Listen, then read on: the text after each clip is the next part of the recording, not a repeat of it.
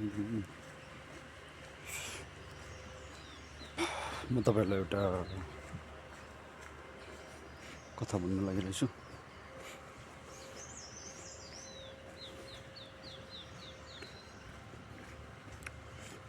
के थियो भने चाहिँ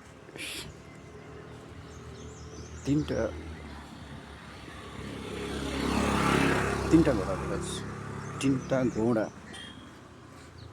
एउटा घोडा चाहिँ ब्ल्याक थियो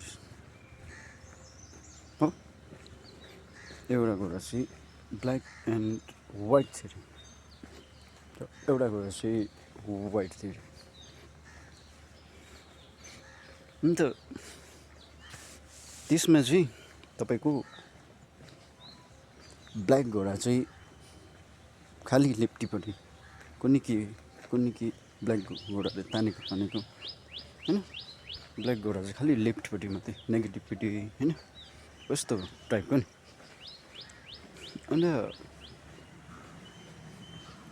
एउटा चाहिँ वाइट थियो होइन। वाइट चाहिँ खालि पोजिटिभ कुरा मात्रै, दाहिनेपट्टि भनौँ कि अथवा पोजिटिभ कुराहरू मात्रै लेख्ने होइन, एकदमै त्यस्तो।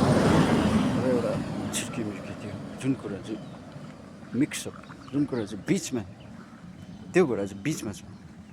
लेफ्टपट्टि ब्ल्याक र राइटपट्टि वाइट, बिचमा चाहिँ छिर्केमिर्के white and black combination. Guys, अन्त के भन्नु चाहिँ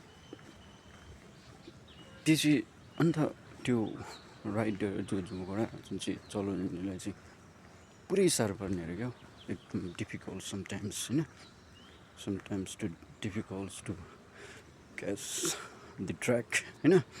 बट एउटा कुरा चाहिँ के छ भने चाहिँ नेगेटिभ पोजिटिभ होइन कम्बिनेसन हुन्छ।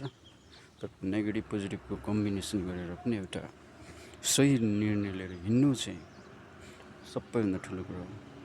अब नेगेटिभिटी दिमागमा आउँदैन होइन, कतिको आउँछ है, पोजिटिभिटी आउँदैन होइन, आउँछ। तर त्यो नेगेटिभिटी र पोजिटिभिटीलाई मिक्स गरेर होइन, आफ्नो सही डिसिजन, सेल्फ डिसिजन लिएर एउटा अगाडि बढ्नु चाहिँ सबभन्दा ठुलो कुरा एउटा मान्छेको एबिलिटी हुनुपर्छ जस्तो लाग्छ है मलाई चाहिँ गाइस होइन। अनि लाइफमा नि त्यही हो नि। अब हामी नेगेटिभ सेन्समा गयो भने पुरै नेगेटिभ भइहाल्छ, पोजिटिभ भइहाल्छ हो। एउटा राम्रोसँग गुड एउटा डिसिजन लिएर हिँड्नु चाहिँ सबभन्दा ठुलो कुरा हो। Okay bye, take care guys, take care.